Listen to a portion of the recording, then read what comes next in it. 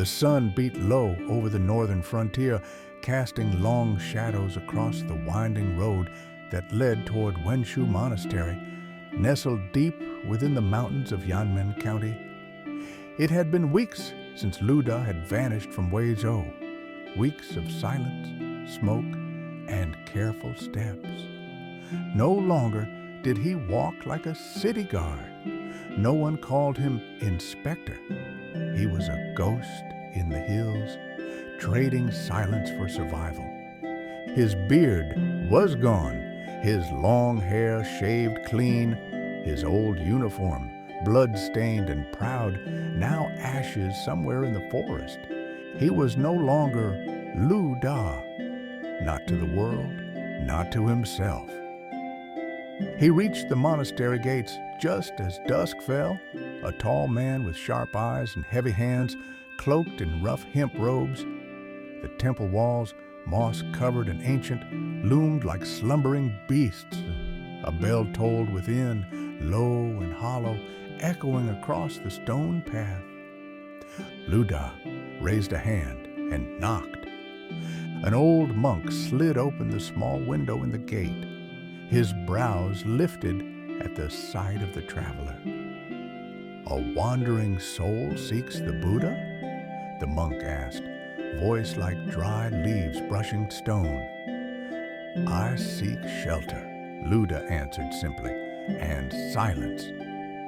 The gate creaked open. He was led through a garden of wind chimes and stone lanterns to a quiet chamber with straw mats, incense, and a single brass bowl.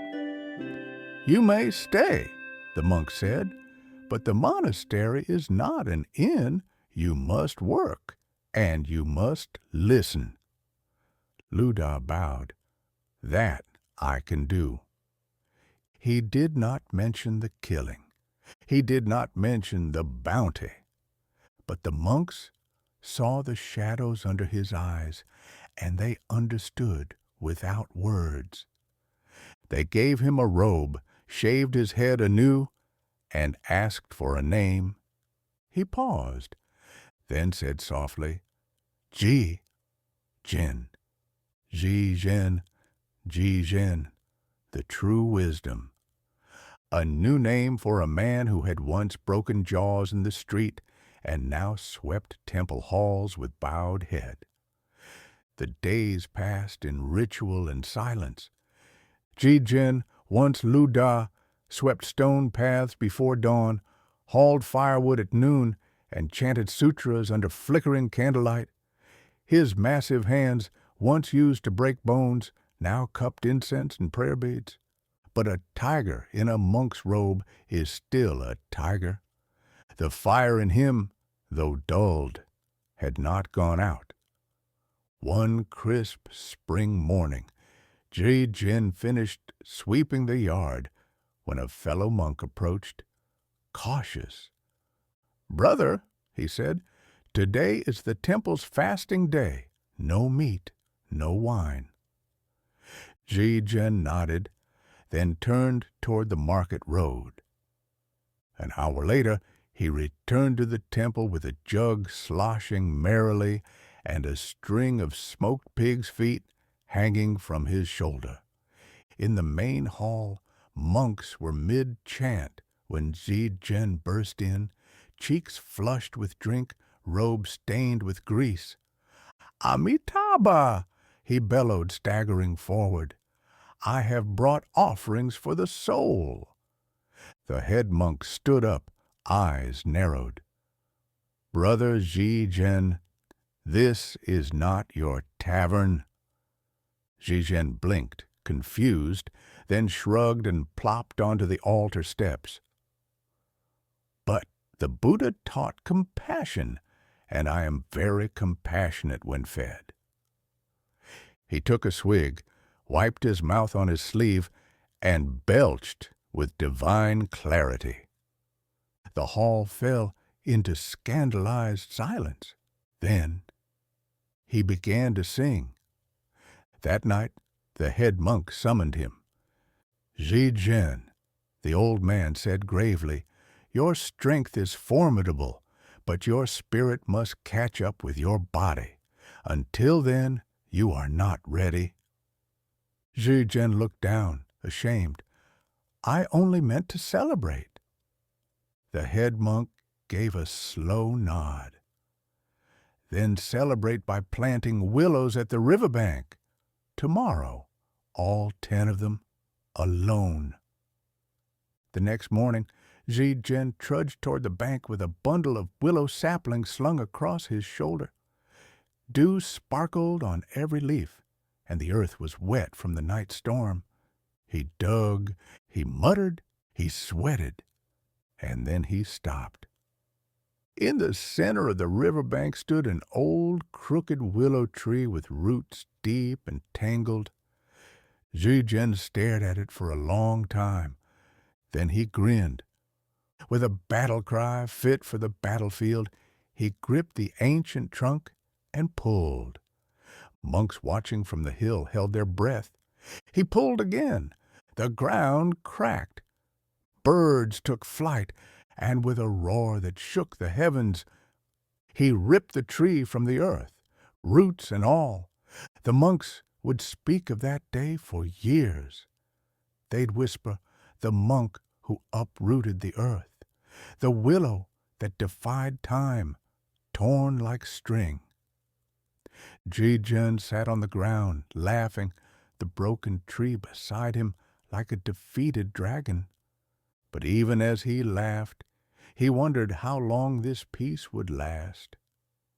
Because peace for men like him was borrowed, never owned.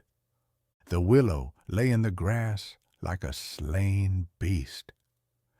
Zhi Jin's chest heaved with pride and sweat.